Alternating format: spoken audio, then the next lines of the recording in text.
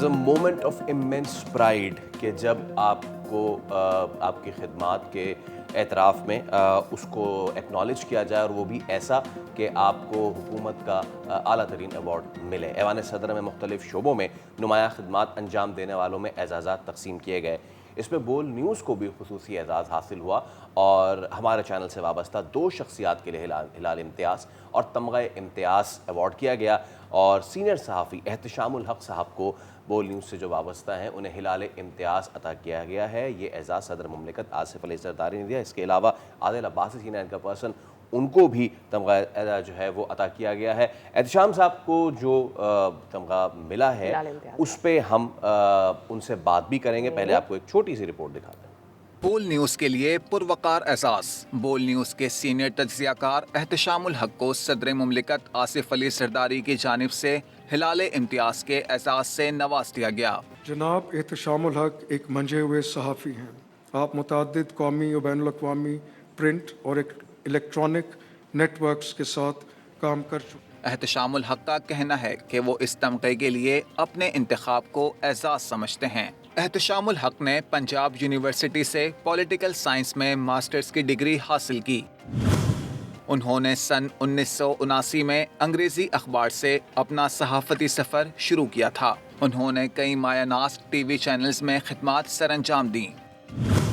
احتشام الحق نے شمالی امریکہ، Europe, Asia اور افریقہ کے بین الاقوامی فورمز پر پاکستان کے میڈیا کی نمائندگی بھی کی ہے۔ ان کی عالمی شہرت خلیج ٹائمز اور بی بی سی کے حوالے سے بھی رہی ہے۔ انہوں نے کئی انٹرنیشنل ایوارڈز بھی حاصل کیے۔ اور اب وقت ہے کہ ہم بات کریں احتشام صاحب سے۔ احتشام الحق صاحب، بہت بہت شکریہ آپ کے وقت کے لیے، اور سر بہت بہت مبارک ہو۔ ہم یہ مومنٹ آپ کتنی دفعہ وٹنس کر چکے ہوں گے، ہم کئی لوگوں کی اناؤنسمنٹ کر چکے ہیں، لیکن I am curious to know how was this moment جب آپ اپنا تمغہ لینے کے لیے صدر صاحب کے سامنے آئے؟ جی سعدیہ فیصل، بہت بہت شکریہ آپ لوگوں کا۔ لیکن یہ جہاں مجھے خوشی ہوتی ہے یا I feel little proud about it, تو مجھے ایٹ دا سیم ٹائم جس وہ چینل سے میں وابستہ ہوں، مجھے یہ بھی خوشی ہوتی ہے کہ بول آج پوری دنیا میں جس طرح دیکھا جاتا ہے۔ بائی دی وے، میں آپ کو بتاؤں سعدیہ، جب میں پہلی دفعہ بول ٹی وی پہ پروگرام لائیو 7 بجے کر رہا تھا، تو during the show I started receiving call from امریکہ اور لنڈن، اور یہ انہوں نے مجھے کہا جی ہیو یو جوائن بول؟ تو I was so happy, so delighted. میں نے کہا اس سے پہلے بھی مختلف چینل میں رہے ہیں، لیکن اتنی تیزی کے ساتھ کسی نے لوگوں نے دیکھ کے مجھے کال نہیں کیا۔ تو یہ اس لحاظ سے میں سمجھتا ہوں کہ بول کا ادارہ جو ہے آنے کے بعد مجھے بہت خوشی ہوتی ہے کام کرنے۔ بڑا انڈیپینڈنٹ ماحول ہے، بہت دوستانہ ماحول ہے، سارے لوگ بہت محنتی کام کرتے ہیں۔ آپ کا شو ساری دنیا میں دیکھا جاتا ہے۔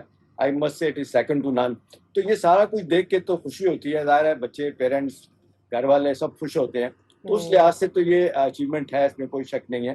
اور کل وہاں پہ لوگوں سے ملاقاتیں بھی ہوئی۔ آپ نے دیکھا پریزیڈنٹ صاحب نے غالباً 1 منٹ کے لیے مجھے روک کے مجھ سے باتیں بھی کی، اور ایک جملہ میں بتا دیتا ہوں، انہوں نے مجھے کہا، کیونکہ جانتے ہیں مجھے پرانا، مجھے کہتے ہیں احتشام شکر ہے تمہارا بھی کسی کو خیال آیا۔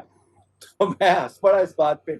تو پھر میں نے ان کو یاد کرایا ایک بات جس پہ بڑے حیران ہوئے۔ وہ ایسا ہے کہ سعدیہ، جب بی بی کی شہادت ہوئی تھی 27 نومبر 2007 کو، تو وہ دوسرا دن تھا، تو میں ٹاؤن اخبار میں کام کرتا تھا، ساتھ ساتھ میں دوسرا بڑا اخبار ہے ٹوکیو شنبن جاپان کا، میں ان کے لیے بھی کام کرتا تھا۔ تو ان کے لیے انٹرویو کرنا تھا، تو وہاں سے جاپان سے ان کا ایڈیٹر لیول کا آدمی آیا تھا، تو میں پہلا بندہ تھا جس نے فورن میڈیا کے لیے زرداری صاحب کا انٹرویو کیا تھا، اور میں نے ان کو یاد کرایا، ان کو یاد آ گیا۔ اور پھر میں نے کہا جی پہلی دفعہ آپ نے مجھے میرے پروگرام میں کہا تھا کہ جی پاکستان کھپے، تو میں نے کہا یہ مجھ سے جاپانی بھی پوچھتے تھے کیا مطلب ہے، پھر میں نے ان کو لکھ کے بتایا کہ اس کا کیا مطلب ہے کہ لانگ لو پاکستان۔ تو اس لحاظ سے ان کو یاد آیا سارا کچھ۔ تو پھر بعد میں جتنے لوگ آئے ہوئے تھے، آپ نے دیکھا سیاسی لوگ بھی تھے، پولیٹیشین بھی، اس کے ساتھ ڈپلومیٹس بھی تھے، بڑا خوش ہوا سب جان کے، دیکھ کے۔ اور مجھے جس سے زیادہ فیصل خوشی ہوئی نا، تو مجھے انہوں نے کہا کہ are you with Bol TV وی چینل؟ It's a remarkable, it's a wonderful channel. تو مجھے بڑی خوشی ہوئی اس بات کی۔ زبردست۔ احتشام صاحب، ویسے تو آپ ہمیشہ کہتے ہوئے جاتے ہیں میں بریکنگ نیوز دیتا ہوا جا رہا ہوں آپ کو، یہ والی تو آپ نے ہمیں نہیں دی تھی۔ میرے خیال سے آپ یہ سوچ رہے تھے کہ اگر آپ یہ ہمیں پہلے بتا دیں گے تو ہم اسلام آباد پہنچ جائیں گے دعوت خانے. خیر وہ تو ہم ابھی پہ پہنچ جائیں گے, وہ مسئلہ نہیں ہے. احتشام صاحب, یہ جو پچھلا 1 سال رہا ہے, لائک ہم we were together, we have witnessed کہ سب سے پہلے سیز فائر کی خبر ہو, ڈونلڈ ٹرمپ والا معاملہ ہو, یو ور دیئر, جہاز گرنے والی خبریں ہوں, یو ور دیئر. یہ پورا سلسلہ, یہ سفر کیسا رہا آپ کا صحافتی career? Obviously it's a long career, کیا کچھ نہیں دیکھا آپ نے, لیکن کیا آپ سمجھتے ہیں کہ یہ جو چیزیں تھیں یہ ہال مارک رہا ہے کیریئر کا آپ کے, یا پھر کچھ اور چیزیں بھی تھیں جس کو آپ ہائی لائٹ کرنا چاہیں گے؟ دیکھیں فیصل, اس میں کوئی شک نہیں ہے کہ بنیادی طور پہ اس میں یہی ہے کہ جس پروفیشن میں آپ رہتے ہیں اس میں اگر آپ کا پیشن نہ ہو تو مزہ نہیں آتا. میں آپ کو بتاؤں, میرے 5 بچے ہیں, میں اکثر آپ نے دیکھا ہے کہ لوگ اپنے بچوں کو, ایک آدھ بچے کو ضرور پروفیشن کا حصہ بناتے ہیں. میں نے کبھی اپنے بچوں کو یہ نہیں کہا کہ آپ اس پروفیشن میں آئیں, لیکن ایک بات ضرور کہی کہ یہاں اگر آنا ہے تو نوکری کے لیے نہیں آنا, یہ سوچ کے آنا ہے کہ آپ نے بہت آگے جانا ہے اور بڑی ڈسٹنگش حیثیت سے آپ نے کام کرنا ہے. صرف نوکری کر کے آپ نے کہا کہ جی ایک پیسے کمانے ہیں, تو میں نے کہا یہ اس کے لیے ٹھیک نہیں ہوگا. تو کوئی بھی نہیں آیا. اور بیٹی جی وہ اس نے ماسٹر کیا, بلکہ کر رہی تھی, اس کی شادی ہو گئی, وہ آنا چاہتی تھی لیکن خیر وہ ایک طرف ہو گئی شادی کے بعد. تو اس میں فیصل اور سعدیہ بنیادی چیز یہ ہے کہ وہ کہتے ہیں once a reporter is always a reporter. میں کتنا بھی سینئر ہو جاؤں, جو ہر وقت یہ خیال ہوتا ہے کہ دنیا کے کسی حصے میں کیا ہو رہا ہے مجھے پتا ہونا چاہیے. میں سعدیہ یہ نہیں چاہتا کہ مجھ سے آپ سوال کریں کوئی اور میں آگے سے کہوں کہ مجھے نہیں پتا. میرے لیے یہ بڑا شرمندگی کا لمحہ ہوتا ہے. تو لہٰذا میں ہمیشہ تیار رہتا ہوں پڑھنا لکھنا, لوگوں سے رابطے میں کیا ہو رہا ہے, کس سے بات کرنی ہے, کر چکے ہیں, ایکسپیرینس کر چکے, you were always ready and very well informed. ایک چیز, آج پاکستان کی صحافت جہاں کھڑی ہے اسے بہت ساری منازل طے کرنی ہے. One thing that you would want کہ یہ پاکستان میں صحافت کی وہ منازل ہیں جو میں دیکھنا چاہتا ہوں کہ پاکستانی صحافت طے کرے. دیکھیں سعدیہ, اس میں کوئی شک نہیں ہے کہ اس سے لانگ وے ٹو گو. ہم یہ نہیں کہہ سکتے کہ ہم نے صحافت کی دنیا میں پاکستان نے دنیا میں بہت آگے چلا گیا ہے, یا ہم یہ کہیں کہ بہت سی جس کو کہتے ہیں خوبصورت صورتحال. لیکن ڈسپائٹ دیٹ فیکٹ کہ یہ ساری چیزیں کمزوریاں بھی ہیں, لیکن میں جب دیکھتا ہوں اور ملکوں کو دیکھتا ہوں تو آپ یقین کریں, دیانتداری سے بتاؤں, جتنی سعدیہ صحافت میں پاکستان میں آزادی ہے کسی کو اتنی آزادی کسی ملک میں نہیں. یہ سو کال ڈیموکریسی جو آپ کے پڑوس میں ہندوستان میں ہے, دیکھ لیں کس طرح میڈیا کمپرومائز ہو گیا ہے. مودی میڈیا سارا کارپوریٹ سیکٹر کو دے دیا گیا, وہی امبانی اور بڑے بڑے لوگ جو ہے نا وہ اس کو چلا رہے ہیں میڈیا کو. تو وہاں بھی یہ ختم ہو گئی ہے, ہمارے یہاں ابھی بھی ہے. ہاں یہ فرق ہے کہ جو پرنٹ میڈیا میں زیادہ وقت گزرا ہے, تقریباً 20-25 سال سے میں الیکٹرانک میڈیا میں ہوں, وہاں پہ چیزیں دیر پا ہوتی ہیں, وہاں پہ سوالات جواب ہوتے ہیں, ایڈیٹوریل کانٹینٹ جس کو کہتے ہیں کانٹینٹ کو بڑی اچھی طرح دیکھا جاتا ہے.